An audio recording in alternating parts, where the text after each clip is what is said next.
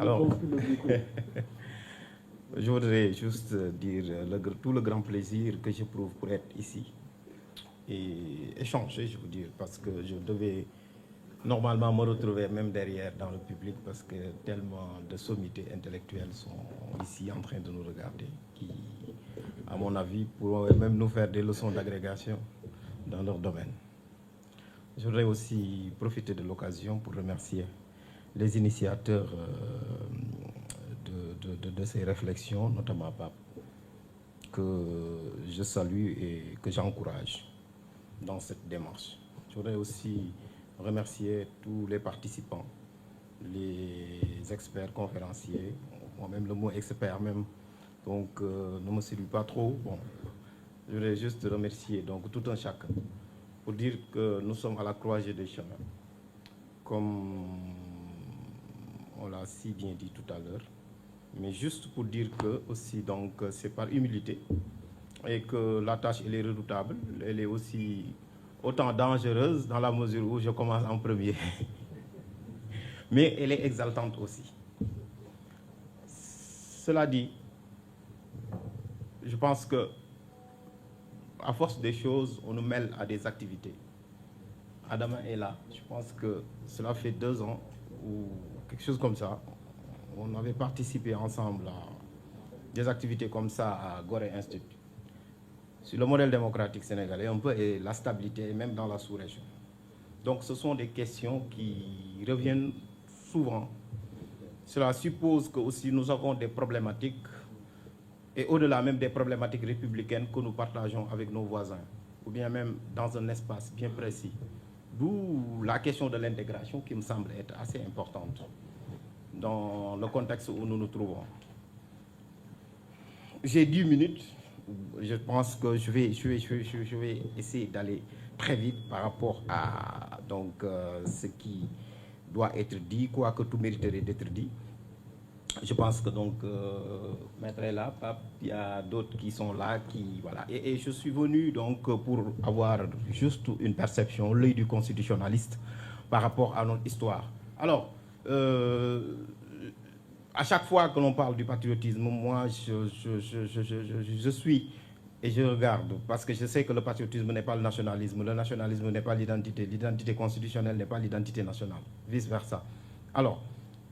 Et quand ces mots sont prononcés, je me retrouve et je m'y retrouve dans la mesure où ce sont des mots du droit et ce sont des mots de la Constitution, constituer, c'est-à-dire mettre ensemble. Le Sénégal étant un pays souverain, parfois, la plupart du temps, c'est notre déformation intellectuelle. Je pense que Maître, qui est un de mes plus proches collaborateurs dans certaines situations, donc voilà, a campé le décor. On en parle souvent. Mais moi, je remonte à l'histoire. Je me dis, pourquoi ne pas aller vers 1776? Vous parlez de la révolution Torodo de Thierno Souleymane Baal. Moi, je pense que, est-ce que nous n'avons pas connu la démocratie avant les autres? Ça, c'est important. Et cela nous permettrait tout simplement de nous définir. Pour moi, la démocratie n'est qu'un idéal. On a cité tout à l'heure un leader charismatique que j'ai connu et qui est là, Ousmane Sonko. Il a réussi à déjouer un piège. On lui a demandé quelle est votre idéologie. Il a dit que je n'en ai pas, à part le pragmatisme. C'était pour ne pas se ranger derrière une idéologie peut-être qui serait en porte-à-faux avec nos réalités ou bien qui pourrait le mettre dans une situation un peu hermétique. À ce niveau, je pense que donc, si nous interrogeons notre histoire, nous pourrons y retrouver des aspects qui pourraient donc démontrer carrément que donc, voilà, nous avons connu un modèle. Maintenant, ce modèle, est-ce qu'on est à sa recherche ou bien ce modèle, est-ce que nous l'avons perdu? Ou bien même, est-ce que nous en faisons usage? Parce que qui parle de modèle parle de contre-modèle et peut parler aussi d'exemple à côté. 3 choses qui peuvent aller ensemble mais qui peuvent se contredire. À ce niveau, je pense que donc, comme le dit un chercheur, le concept de modèle est intéressant. Vraiment intéressant. Pourquoi? Parce qu'il n'isole pas les valeurs, ni les représentations mentales, ni les schémas institutionnels, ni le système juridique, encore moins la symbiose sociologique ou sociétale. Mieux, il leur donne aussi une profondeur et une épaisseur historique indispensable. Je m'en tiens à cela. puisque d'autres éléments peuvent entrer, n'est-ce pas, dans ce modèle. Pourtant, nous autres Africains, même si nos États, pour faire vite, sont en train de construire leur propre modèle en faisant naître un imaginaire, cet imaginaire-là, je peux le dater longtemps ou dans une période récente, 1970, l'école d'Alger, où il y avait, selon notre perception, avec les Karel Vazak et autres, et le juge Kéba Mbaye, l'imaginaire juridico-politique africain. Pour certains, on l'a perdu. Hein. Pourquoi? Parce que tout simplement, à un moment donné, on n'a pas su garder ou inventer ou bien être inventif dans le concert des nations. Alors, ce décalage entre notre modèle et nos réalités, bien entendu, selon certains, ne permet plus donc de définir un modèle précis sur lequel nos orientations ou bien nos politiques sont assises. Il en est ainsi dans des périodes de troubles où les gens se cherchent, où on a des basculements, que ce soit dans certains pays, heureusement pour le Sénégal. Les révolutions, même si elles sont violentes, ne signifient pas que donc voilà, il y aurait une prise de pouvoir ou bien une prise de pouvoir par la force, mais par la force des urnes. C'est important. Donc une dose d'originalité et aussi de spécificité. Mais pour autant, on note un décalage dans la mesure où, à chaque fois qu'il y a une révolution, qu'elle soit démocratique ou patriotique, la plupart du temps, il y a des déceptions. Comme disait l'autre, il cite Marcel Prélot, le constitutionnaliste, je suis totalement d'accord. Beaucoup de révolutions mangent leur propre fils. Parce que, tout simplement, faire une révolution est bien, mais conserver les valeurs, les idéaux, les principes et les objectifs de la révolution, c'est mieux. En Tunisie, par exemple, l'un des meilleurs constitutionnalistes africains, d'ailleurs Yad Ben Assou, après la révolution, à la suite, qu'est-ce qu'il a dit? On va créer une structure qui va sauvegarder les grands objectifs de la révolution. Il était à la tête de cette structure. C'est dire qu'une révolution, c'est un processus de tous les jours. À ce niveau, au Sénégal, pour moi, il doit y avoir de nouvelles orientations. Et ces nouvelles orientations, je vais les faire tourner autour de deux axes, avec des sous-axes. Deux axes majeurs. Le premier axe, c'est une réorganisation institutionnelle solide.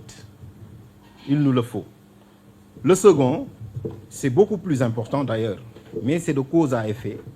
C'est tout simplement, en réalité, une bonne gouvernance des ressources naturelles, du patrimoine public et des deniers publics. Voilà ce qui fait, ou bien ce qui ferait, tout simplement, un modèle. Pour déjouer la chose, moi aussi, je ne vais pas m'aligner sur un modèle, je donne juste des axes précis. D'abord, une organisation institutionnelle solide. Au moment où les Sénégalais viennent de désigner le 5e président de la République, où l'on prépare aussi, où l'on se prépare bien entendu à fêter le 65e anniversaire de notre indépendance, une telle question apparaît plus que nécessaire selon moi. Il nous faut une identité constitutionnelle propre et assumée. Messieurs, dames, le tout d'une société ne se réduit pas à sa constitution, mais rien dans une société ne peut se faire avec une constitution déconnectée. 25 ans, quasiment, après sa rédaction, la constitution du Sénégal du 22 janvier 2001 tourne sur elle-même. Elle ignore toujours trois aspects, ou bien beaucoup d'aspects, dont le plus important, c'est l'absence d'effet reflet. La constitution du Sénégal n'est pas encore le miroir magique du pays. Pour s'en convaincre, il suffit de se référer juste à sa porte d'entrée, en termes de numérotation. Si le préambule de la constitution du Sénégal parle de l'attachement du peuple sénégalais à ses valeurs culturelles et fondamentales, il n'en demeure pas moins que l'article 1er de la constitution du Sénégal n'épouse pas les réalités de ce pays. Il ignore complètement notre africanité, ignore complètement notre liberté, ignore complètement notre indépendance. Cette formule, je l'ai souvent proposée. L'article 1er de la Constitution française, on l'a recopié en faisant du recopiage. Mais pourtant, il suffit de lire les constitutions des autres pays, arabes et autres, pour voir que dès la porte d'entrée, ils parlent de leur histoire, de leur, n'est-ce pas, valeur. Ainsi, on devrait parler, par exemple, du Sénégal comme une république africaine, libre, indépendante et souveraine. On ne parle jamais des républiques africaines dans nos constitutions. Et pourtant, notre africanité, nous devons la porter. L'autre chose, c'est que le modèle sénégalais, pour qu'il soit viable, doit pouvoir rappeler notre africanité. Certes, mais au-delà de notre africanité, il faut rappeler aussi notre patrimoine. Pourquoi notre patrimoine? C'est un patrimoine constitutionnel. Et pour ce patrimoine constitutionnel, j'ai pris un aspect. J'ai été au Mali, l'école en Blondin-Bey. Je l'ai dit aux Maliens aussi. Maître Ngagne Touré était là-bas. En ce moment, il était parti en exil. J'avais dit aux Maliens qu'ils avaient fait une belle révolution portée par la jeunesse. Mais malheureusement, le texte malien a oublié la jeunesse malienne. Parce que dans la Constitution, dans le préambule, la jeunesse n'était pas citée. Aujourd'hui, tel est le cas pour le Sénégal. Nous avons l'un des textes les plus aboutis dans le monde, c'est la Charte africaine de la jeunesse, qui n'est pas encore dans nos textes constitutionnels. Et il faut l'élever à la dignité constitutionnelle, parce que la jeunesse a toujours été le porte-étendard des révolutions dans nos pays, et notamment au Sénégal. Et donc, j'en appelle au pouvoir public, et notamment d'ailleurs au ministère de la Jeunesse, pour pouvoir donc, voilà, impulser cela, pour que cette charte puisse permettre aux jeunes de s'impliquer davantage. Cela étant, et cela permettrait d'ailleurs de prendre un contre-pied par rapport à ce que l'on dit des jeunes, que l'espace public s'est rétréci, d'accord, mais la plupart du temps, les jeunes n'ont pas aussi la possibilité de participer aux jeux politiques. Ils sont exclus en termes d'investiture, ils sont exclus en termes de participation. Et au-delà de ça, il n'existe même pas de mécanisme démocratique, de démocratie semi-directe pour leur permettre d'intervenir. L'autre chose dans ce modèle, c'est qu'il faut un état de droit rétabli. L'état de droit est la forme qui garantit la qualité démocratique d'une société. Mais si vous voyez ce qu'il y a eu récemment comme événement, comme action, on pouvait se douter même de la validité même de l'état de droit. Pourtant, ce n'est pas un concept creux. L'état de droit est pourtant n'est pas né, ou bien l'état n'est pas né état de droit. Il y a eu des strates. Au Sénégal, c'est pareil. Des luttes ont été faites, des luttes ont été menées pour arriver, n'est-ce pas, à des acquis, à la défense d'un certain nombre de libertés, qui pourtant, à un moment donné, pouvaient, n'est-ce pas, être fragilisés, parfois même mis à l'écart. Parce que tout simplement, c'était dans les moments les plus difficiles, ou bien pour les besoins d'assouvir peut-être la soif de pouvoir. Aujourd'hui, je voudrais juste dire, idées et institutions doivent donc être de niveau. Pourquoi? Parce que les institutions sénégalaises sont faites sur l'idée que le peuple ne peut pas vouloir. Je le dis et je le répète. Vous regardez toutes les institutions inscrites dans la Constitution, la plupart du temps, il n'y a pas une possibilité d'intervention du citoyen. D'ailleurs, l'une des institutions qui le permettait d'ailleurs était une institution mal aimée, le Conseil économique, social et environnemental, puisqu'il ne pouvait même pas jouer son rôle correctement, d'où sa suppression. Il nous faut donc une nouvelle traduction de cette réorganisation institutionnelle, à travers, n'est-ce pas, une nouvelle traduction du principe de la séparation des pouvoirs. Pourquoi? Parce que les citoyens demandent à être associés à la fabrication des lois dans ce modèle. Mais aussi, la Constitution ne doit plus en donner le monopole aux élus seulement. Les citoyens attendent un agencement équilibré des pouvoirs, puisque tout simplement, notre modèle confond pouvoir exécutif, législatif, judiciaire et même médiatique, et le président de la République a eu même à le dire.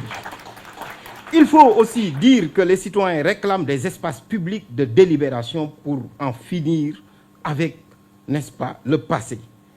Parce que tout simplement, le passé se dissout dans un bien commun qui, la plupart du temps, en réalité, est associé à un bien personnel. Ils souhaitent une reconnaissance d'un pouvoir décentralisé, c'est-à-dire organiser une gestion qui ne se retrouverait pas ou bien qui ne s'apparente pas à une organisation jacobine des territoires, parce que tout simplement hérité de la colonisation. Mesdames et messieurs, messieurs, dames, dernier axe, la bonne gouvernance des ressources, des biens publics et du patrimoine public. Depuis 2016, ces aspects ont été inscrits dans la Constitution, mais dans la réalité, jamais traduits. Pourquoi? Parce que tout simplement, on n'a pas voulu, ou bien on n'est pas toujours dans un système d'instauration d'une culture, n'est-ce pas, de la transparence, de lutte contre la prévarication des ressources à des fins mercantilistes. Pour ce faire, la transparence doit être le principe fondamental, accompagné, n'est-ce pas, de redevabilité. Et à ce niveau, l'Assemblée nationale du Sénégal devrait jouer son rôle pleinement. L'Assemblée nationale, depuis 2016, a une nouvelle compétence, celle qui est adossée à la compétence moderne des assemblées, c'est-à-dire le contrôle-évaluation. Il n'y a jamais eu de rapport d'évaluation de la part de notre Assemblée nationale, de 2016 à maintenant. Il faut aussi accorder, n'est-ce pas, beaucoup plus d'importance à nos corps de contrôle à un niveau bien élevé pour leur permettre tout simplement de signaler beaucoup de manquements, mais aussi de sanctionner en cas de besoin, mais d'aller aussi vers la pédagogie. Cela permettrait de renforcer des politiques sociales, car il y a une nécessité d'orienter les investissements de manière prioritaire, capacitation, autonomisation concrète des populations. Et sur ce point, il y a lieu de remettre en cause notre modèle par des évaluations périodiques. Il faut le renforcement de la participation citoyenne. Je l'ai dit tantôt, le processus de délibération au Sénégal est très rétréci. Il faut le réinventer. Il faut aussi des luttes nouvelles, mais aussi il faut des mesures d'incitation pour les populations afin qu'ils puissent participer aux jeux politiques, mais aussi à la transformation de ce pays. En dernier lieu, un mot qui revient et qui englobe tout, la souveraineté. À l'origine, la souveraineté était un pouvoir de commandement illimité. Aujourd'hui, la souveraineté, donc voilà, connaît deux versants, interne et externe. Mais nous ne vivons pas seuls. Nous sommes avec, n'est-ce pas, des voisins. Un pays fait son histoire, mais subit sa géographie, disait quelqu'un. Et là, le Sénégal, je pense, a toujours été le porte-étendard d'un certain nombre de réformes partout en Afrique, que ce soit la Charte africaine des droits de l'homme et des peuples, que ce soit même la Charte africaine de la jeunesse. Aujourd'hui, nous devons nous réinventer à ce niveau, parler avec nos voisins pour que tout simplement qu'il y ait de nouvelles dynamiques. La CEDEAO, quelles que soient ses difficultés, pourtant, a créé l'une des juridictions les plus fécondes dans le monde, c'est-à-dire la Cour de justice de la CEDEAO. Ces 50 dernières années, pourtant, c'était une réussite de la part des politiques. Donc, nos politiques peuvent faire, et parfois même peuvent bien faire. Cela étant, donc, il faudrait tout simplement, à ce niveau, que l'on puisse avoir la souveraineté dans tous ses versants militaires, économiques, politiques et sociaux. Mais cette souveraineté, elle doit aussi être défendue. Si elle doit être défendue avec patriotisme. Le patriotisme, c'est quoi? C'est tout simplement se battre pour son pays. Car un patriote, c'est quelqu'un qui se bat pour son pays. Dans être ou ne pas être, on peut savoir donc qui est patriote ou qui ne l'est pas. Mais devenir patriote, c'est un processus de tous les jours. Je vous remercie. J'espère que je n'ai pas été long.